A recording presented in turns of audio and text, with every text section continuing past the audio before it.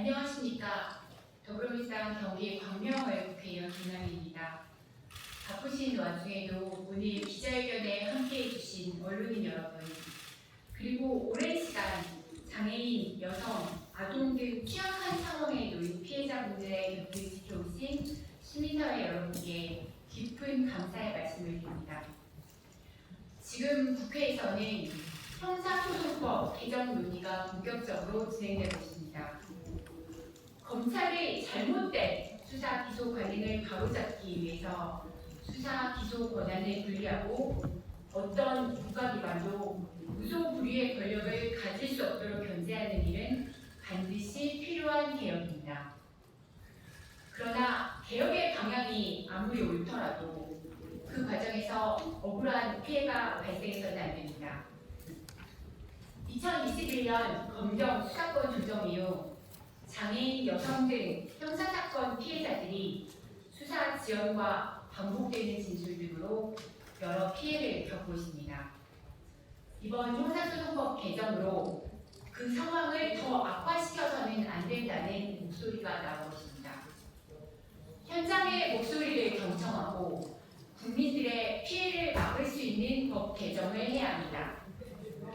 오늘 이 자리에서 나오는 목소리들은 우리 사회가 반드시 귀 기울여야 하는 목소리입니다. 저 역시 법제사법위원회 위원으로 이 목소리가 형사소송법 개정 논의에 제대로 반영될 수 있도록 책임있게 임하겠습니다. 먼저 오늘 기자회견을 함께 주최해 주신 분을 소개해 드리겠습니다. 저와 함께 서울 서대문갑 김동아 의원님, 진보당 손솔 의원님, 그리고 한국성폭력상담소, 한국여성의 전화, 한국여성민우회, 한국여성노동자회, 장애여성공감, 민변여성인권위원회가 공동으로 주최했습니다. 먼저 진보당 손솔 국회의원님께서 말씀해 주시겠습니다.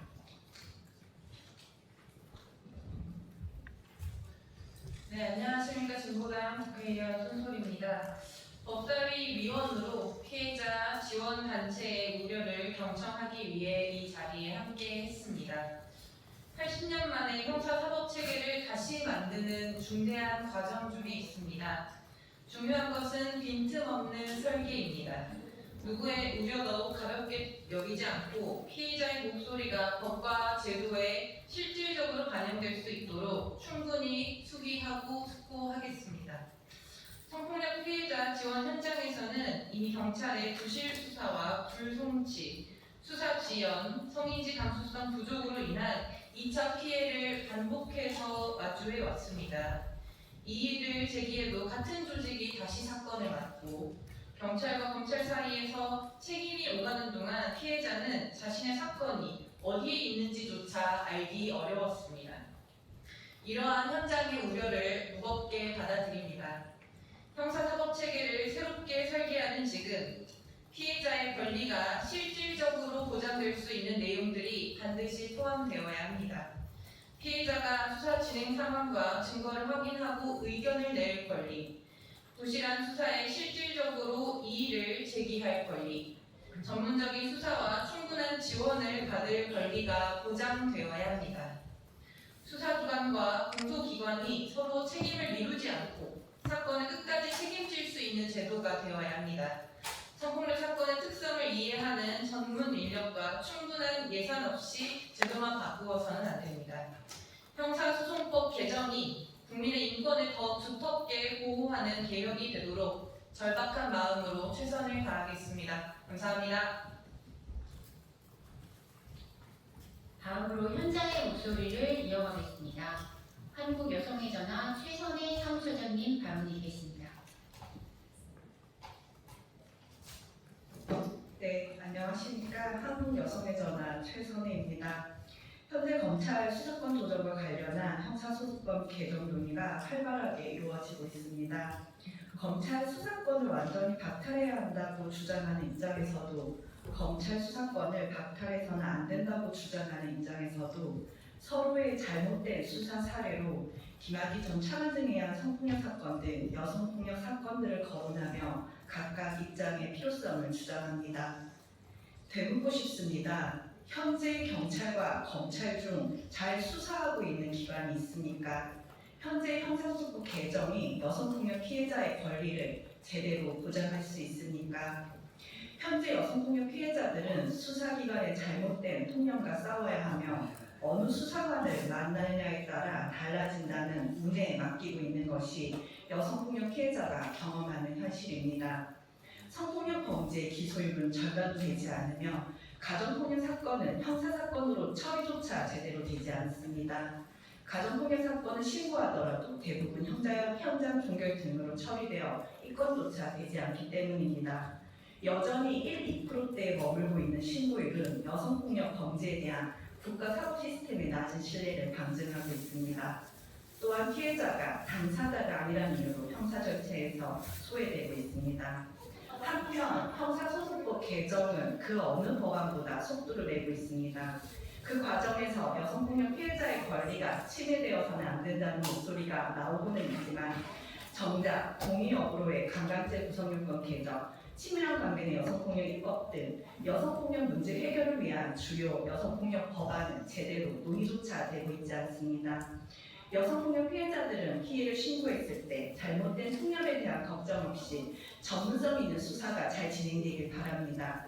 수사가 불필요하게 지연되지 않고 가해자가 적합한 처벌을 받을 수 있도록 수사되길 바랍니다. 이 과정에서 서로 다른 기관에 의한 실질적 보완과 견제는 필수적입니다. 피해자 권리 및 수사 정보 등에 대한 접근성이 보장되고 의견을 개진하는 등 형사 처리 절차에서 소외되지 않기를 바랍니다. 여성폭력 문제 해결을 위한 법안이 제대로 신속히 입법되길 바랍니다. 이것이 여성폭력 피해자들이 바라는 진정성 있는 개혁일 것입니다. 감사합니다.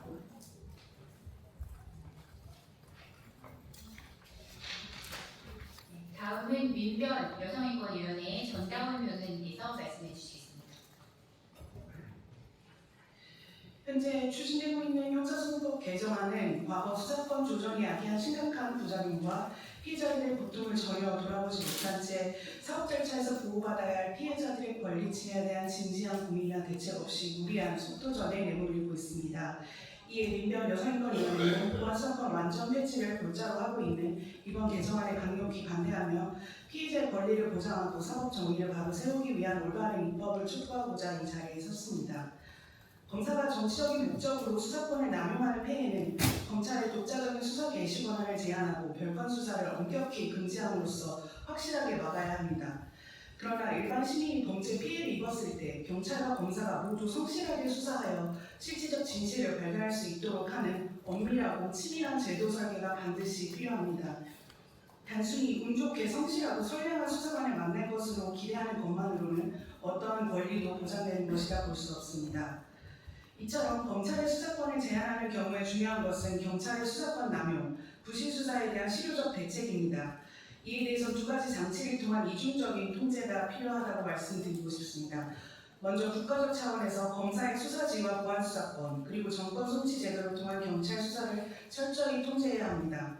이와 동시에 가장 직접적인 이해관계 당사자인 피해자로 하여금 경찰 및 검찰 모두의 수사를 견제하고 통제할 수 있도록 수사 기록에 대한 전면적인 접근권과 재판 참여권을 확실하게 보장해 주어야 합니다. 국가가 책임져야 할 역할을 생략한 채 취약한 피해자 개인에게 모든 부담과 개인을 떠넘겨서도 안 됩니다. 형사사법제도에서 범죄 피해자의 권리를 보장하는 것은 우리 사법개혁이 오랫동안 마주할 핵심 과제이자 피해자 인권을 형사 절차의 중심에 두는 국제적 인식 변화에 비추어 볼 때 더는 미룰 수 없이 지연된 과제입니다. 진정한 검찰개혁의 완성은 권력기관 간의 권한을 주고받는 정쟁으로 종결되는 것이 아니라 사법 절차 전반에서 시민의 인권을 보호하고 피해자 권리를 두텁게 실질화하는 데 있습니다. 피해자가 신속하고 공정한 절차를 통해 범죄로부터 회복될 권리를 보장하는 것이야말로 검찰개혁을 온전하게 완성하기 위한 필수적인 조건입니다. 형사사법제도의 기본 원칙과 목적이 무엇인가에 대한 진지한 고민도 없이 형사소송법 개정을 정쟁의 대상으로 삼는 무책임한 행태에 깊은 우려를 표합니다. 국회는 당장 무리한 속도전을 멈추고 범죄 피해자들과 시민들의 권리를 보장하는 책임 있는 사법개혁에 나서줄 것을 엄중히 촉구합니다. 네, 다음은 장애여성 공감 성폭력 상담소의 변은희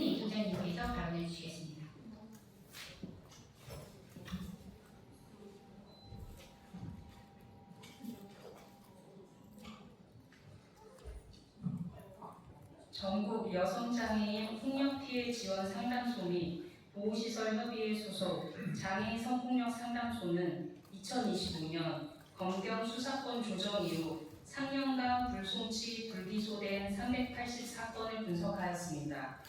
이의 신청 절차에 대한 정보 및 이해의 부재, 부재되기 어려울 것이라는 불신 등의 이유로 이의 신청 비율은 30%에도 미치지 못하였습니다.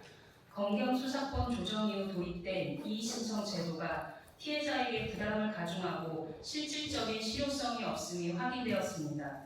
수사기관의 불송치 불기소 사유의 가장 많은 비율은 진술신빙성 의심입니다. 장애인 피해자는 수사 과정에서 피해를 말하는 순간부터 난관입니다. 장애는 고려되는 것이 아닌 의심받는 조건이 됩니다. 장애 특성에 대해 지원 가능한 장애인 성폭력 상담소의 진술 동석은 거부됩니다. 진술 조력인 변호사와 같이 법적 근거가 없다는 이유입니다. 장애인 피해자가 단 한 명이라도 제대로 된 지원을 받지 못했다면 법적 근거를 마련해야 합니다. 장애인 성폭력 상담소와 같은 지원기관에 피해자가 연계되는 비율은 갈수록 줄어들고 있습니다. 공식적 통계에도 잡히지 않는 경계성 지적장애인 포함 장애인 피해자가 어디로 어떻게 연계되고 있는지 실태조사도 반드시 이행돼야 합니다. 장애인 피해자 진술 분석 제도도 장애와 젠더 관점에 기반되어 진행될 수 있도록 기존 시스템의 변화도 절실합니다. 색동원 사건에서 부어 소통이 어려운 중증장애 여성 피해자들은 기소조차 되지 못하였습니다. 수사기관은 부어 진술이 어려운 중증장애인 피해자들의 다양한 표현 방식에 따른 의견 청취 방안을 반드시 마련해야 합니다.